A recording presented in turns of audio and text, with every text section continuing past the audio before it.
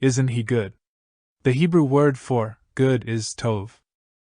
This simple word is packed with significance and is used hundreds of times throughout the Old Testament. On the very first page of the Bible, we see this concept introduced when God pronounces a blessing over His creation 7 times. He declares everything, tov, at the end of each poetic refrain. The only break from this pattern was after He created humanity in His image. Looking over Adam and Eve, instead of just saying this is tov, He said this is tov tov. This double use of the word is a Jewish way to say this is very good. Humanity is His crown jewel in all of creation. Not only was God the one who pronounced goodness over His creation, but He was also the one who defined for Adam and Eve what was good and what was not.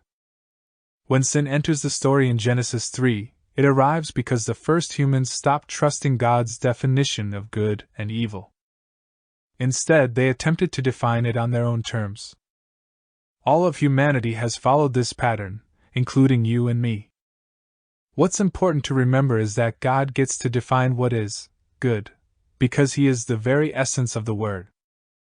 In Mark 10 verse 18, Jesus Himself comments on this when He is confronted with a religious question and responds, "No one is good, except God alone."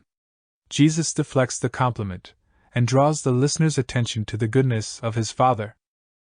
This song is a declaration of the truth that has been woven throughout the entire biblical story that God is good. What He creates and how He orders His creation is good. And, by His grace, He sustains and finishes what is good. Consider how the Apostle Paul writes, "And I am sure of this, that He who began a good work in you will bring it to completion at the day of Jesus Christ." Philippians 1 verse 6. The truth is, we live in a time in history when there is a constant war that's raging about the definition of what is true, beautiful, and good. When the pressure of the cultural voices around us feels disorienting and discouraging, remember that God is the epitome of good. What He creates is good. How He has ordered His creation is good. And what He is moving His creation toward is wrapped up in His good and redemptive plan. This is why the refrain at the end of this chorus is more than a question. It is a call to action. May we boldly declare that God and God alone is worthy of our praise. He is good. He is great. He is faithful. And He is forever and always worthy. Key questions. 1. What good things has God done in your life? How have you seen His faithful hand at work?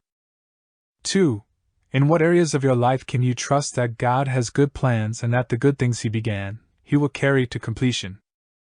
3. What can it look like this week to direct great passion and devotion toward declaring the goodness of our God?